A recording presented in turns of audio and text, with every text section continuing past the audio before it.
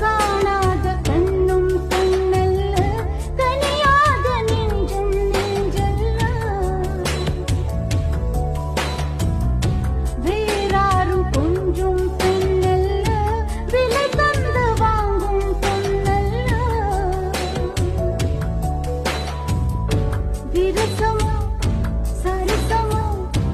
எனக்கு ஓர் அவசரம் விஷயத்தை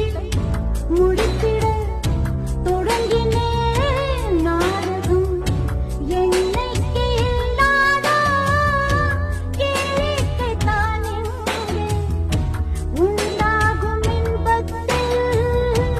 எல்லோருக்கும் ஓர் பங்கு இப்ப சாத்த நடு சாத்து குளிர் காத்து காப்பாத்து